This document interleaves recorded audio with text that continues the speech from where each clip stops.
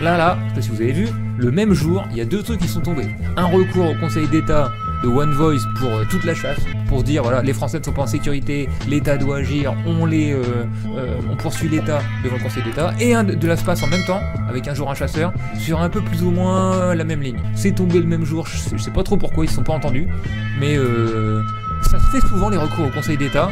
La LPO par exemple récemment a obtenu l'interdiction des chasses traditionnelles au piaf, des trucs vraiment dégueulasses avec de la colle et tout, grâce au Conseil d'État. Donc on va voir un peu comment ça marche. On commence direct avec l'initiative de l'ASPAS. C'est parti, recours contre la chasse qui tue aussi des humains. Ça c'est le slogan de nos potes de Un jour un chasseur, ça si je ne m'abuse, c'est le titre de leur bouquin. La chasse tue aussi des humains.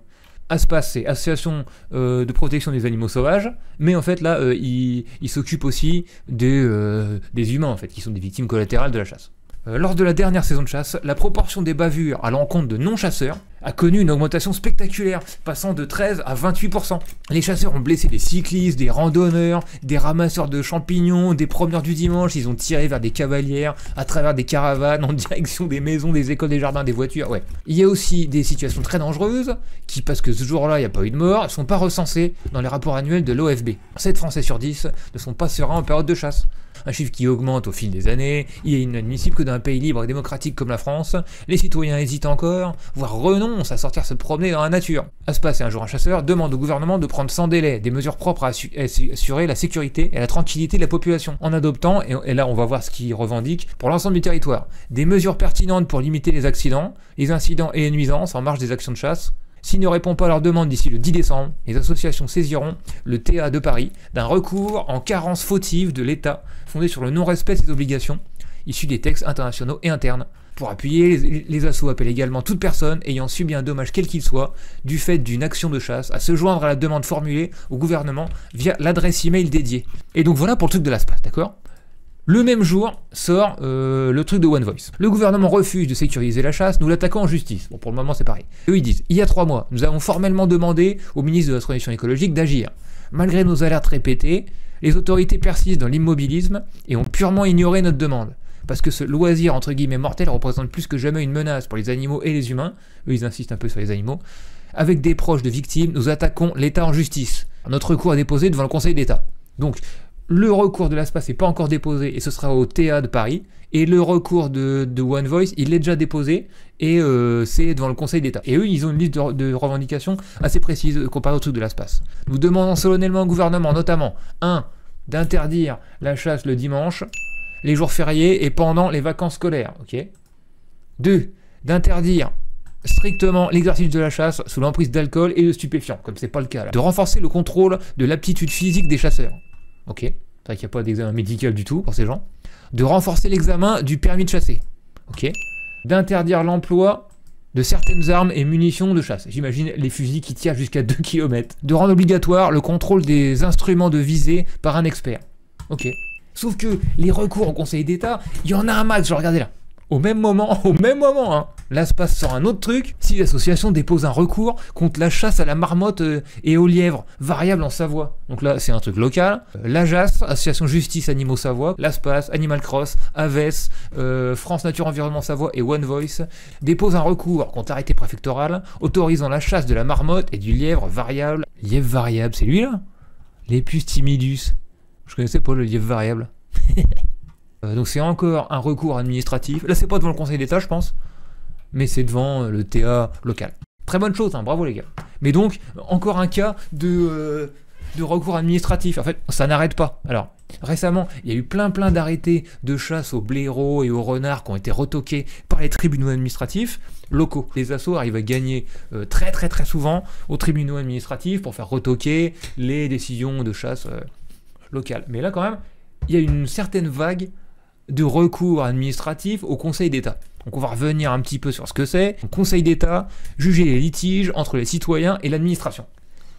Lorsque les citoyens, les entreprises ou les associations estiment qu'une administration publique, locale ou nationale a pris une mesure illégale, ils peuvent se tourner vers le Conseil d'État. Juge administratif suprême, il a pour mission de veiller au respect du droit et des libertés de chacun. Donc c'est un peu genre un arbitre au sein de l'État. Pour faire en sorte que le régime soit géré proprement et qu'il respecte ses propres lois. Comme je disais, les deux trucs de l'espace et de OneVoy, ils avaient l'air de dire qu'ils attaquaient l'État parce que l'État manquait à un devoir de base, genre la sécurité des gens. Le Conseil d'État est une institution publique française créée en 1799 par Napoléon, d'accord? Mais c'est une renaissance d'un truc monarchique. C'est en fait l'ancien nom du Conseil royal du roi, quoi, vous voyez. Il siège au Palais Royal à Paris depuis 1875. C'est ce bâtiment-là. Ça a été relancé sous le consulat de Napoléon, le Conseil d'État sous Vichy. Et c'est là que c'est marrant. Non, enfin, en fait, c'est pas marrant du tout. L'institution a été un instrument de la politique répressive du régime, particulièrement en ce qui concerne les juifs et les communistes. Allant même plus loin que ce que les textes requéraient, le Conseil d'État a ainsi pu, avec l'avis de la commission ad hoc du statut des juifs, interne au Conseil, instaurer une présomption de judéité, qui n'était pas exigée par la loi du 2 juin 41 sur le statut des juifs.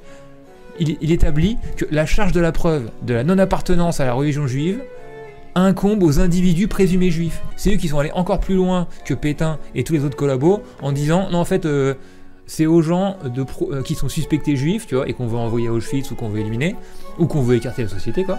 C'est à eux de prouver qu'ils sont pas juifs. Donc tu fais quoi? Tu baisses ton pantalon pour montrer que t'es pas circoncis ou c'est comme ça. C'est eux qui ont décidé ça. Sous Vichy, on pouvait être présumé juif grâce au Conseil d'État. Et donc, les assos, les citoyens, etc., s'en servent pour divers trucs. Le Conseil d'État enterre définitivement, vous vous souvenez sûrement de ça, les chasses traditionnelles aux oiseaux sauvages. Des oiseaux qui sont tués en leur jetant une pierre, en leur faisant tomber une pierre dessus, d'autres où il y a de la glu sur des branches, et quand ils viennent se poser, ils sont glués, etc. Bref, des trucs absolument barbares, d'accord ? Et donc, il y avait une bataille entre le gouvernement voulait réinstituer ces trucs, toujours, et donc il bataillait entre le Conseil d'État qui disait non, vous n'avez pas le droit de faire ça à cause d'une loi européenne depuis des années, d'accord, c'est de la barbarie, c'est interdit. Et le gouvernement qui forçait quand même, genre non, mais c'est bon, les 3 pectons dans les Landes, vous avez le droit, allez-y. Je vous lis ça vite fait. L'article de la LPO. À la demande de la LPO, la plus haute juridiction administrative française ordonne, dans une décision rendue ce 24 mai, l'abrogation d'arrêtés vieux de près de 35 ans qui encadraient des pratiques de piégeage traditionnel d'oiseaux sauvages, déjà jugées illégales au regard du droit européen à plusieurs reprises. L'emploi des gluots pour la capture des grives et des merles destinés à servir d'appelant, ils foutent de la colle sur une branche, des oiseaux particuliers se collent dessus. Hop, ils les prennent, ils les kidnappent, ils les mettent dans une cage, et quand ils appellent à l'aide ou quoi, eh ben, ça attire d'autres oiseaux, etc., etc. Qu'est-ce que c'est la tordrie au vanneau? Le vanneau huppé, très mignon, consiste à piéger des oiseaux à l'aide de fils installés par les chasseurs. Quand l'oiseau tente de passer à travers le piège, il est retenu par un fil. Y a pas d'exemple là? Ah oui, d'accord, c'est un genre de collet. Non mais, bon, ok, d'accord. Bref, ils pendent des oiseaux, quoi. Ils pendent des oiseaux pour s'amuser. Okay. Ces modes de chasse méconnaissaient les objectifs fixés par la directive européenne oiseaux du 30 novembre 2009, en ce qui ne démontre pas leur caractère sélectif. Mais bon, ça c'est que un des problèmes que pose ce truc. Hein. Parce qu'évidemment, c'est pas interdit par la directive oiseaux parce que c'est barbare et parce que c'est la psychopathie totale. C'est interdit parce que c'est pas sélectif pour la régulation. C'est encore par la bande qu'on avance un petit peu. Mais bref, passons. Petite citation de notre gars Bougrain-Dubourg pour finir. L'abrogation définitive de ces arrêtés cadres ne permettra plus au gouvernement de récidiver impunément chaque année en autorisant à la demande des chasseurs des pratiques qu'il sait pourtant illégales.